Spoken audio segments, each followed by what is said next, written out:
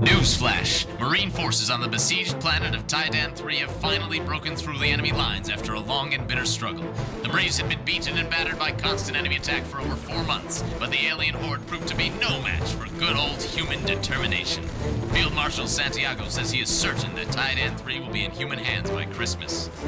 But Christmas will never come for the poor boys of New London, where over 100 men were slaughtered while defending a launch pad vital to the evacuation of civilian refugees. The cost was high, but sources say their sacrifice allowed the evacuation of almost 2,000 men, women, and children. Boys, your sacrifice will be remembered.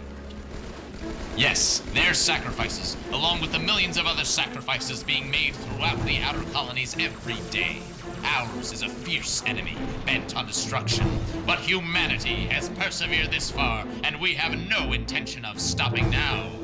And wherever the fight takes us, wherever the challenge should arise, the United Nations Space Command will be there, fighting for everything that makes us human. The United Nations Space Command, protecting Earth, protecting humanity, protecting you.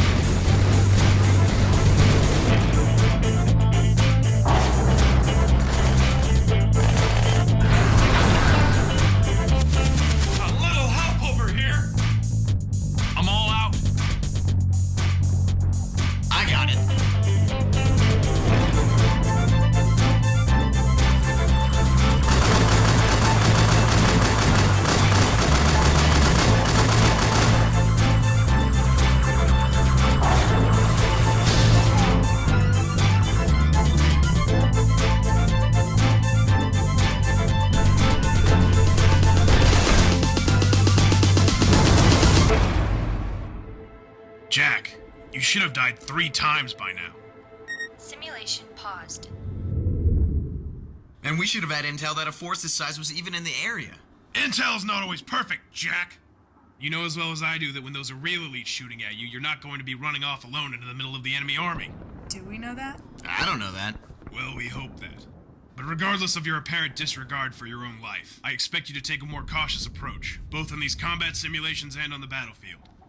Is that understood? Yes, sir. Good. Now, Mackenzie, why did you not cover your teammate when he found himself caught by enemy fire? Sir, Jack's maneuver seems specifically designed to draw the Covenant's attention. I was using that diversion to gain a better firing position, sir. And you just decided that Jack's life was not worth saving? I decided that he could handle himself, sir. And that if he was determined to kill himself, then there was nothing I could do to change that, sir. Well, that's awfully sweet of you, honey. Oh, don't honey me, you arrogant son of a bitch. Arrogant? If you're not even going to try to complete the exercise, then you're endangering the whole team. And no amount of hot rodding can make up for the needless deaths of... At attention! Now! If you two can't work together during a training exercise, you sure as hell won't make it out on the battlefield. Now, I don't care if you like each other, but you will work together. That's an order.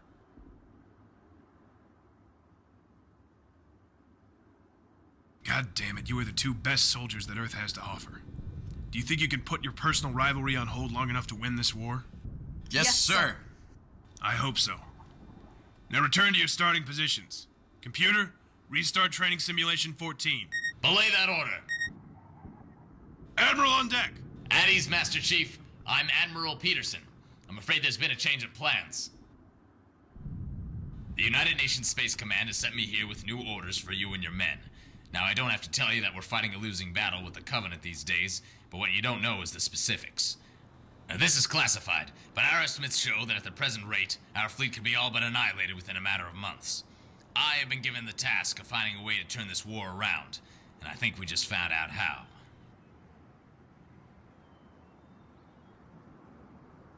Admiral Peterson. For the past 7 years, Covenant forces have been making steady progress in this sector, and we've barely been able to slow them down.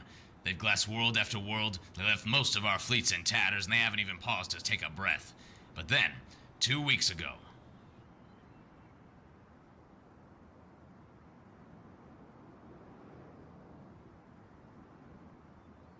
What happened? We don't know.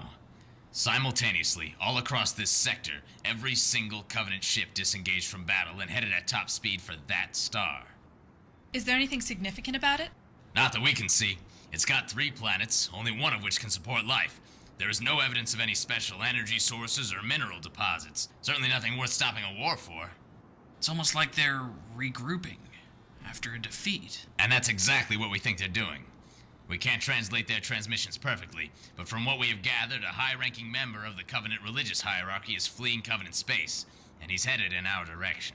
Is this the beginning of some new offensive? We don't think so. The orders were so urgent that they weren't even encrypted that heavily. It seems that catching this guy is more important to them than fighting the war. We think he might be trying to defect. Defect? Admiral, has this ever... It's unprecedented. We have never heard of any disunity among the Covenant forces at any level, especially among their top echelons. But the facts are that their entire armada has been recalled to this system, with orders to find a high-ranking clergy member and kill him on sight. Jesus. What are our orders, sir? You and your Spartans are going to head out to this system, where you'll rendezvous with the Livingston. On the Livingston, you'll meet up with a technical advisor specially trained in Covenant signal interception and translation.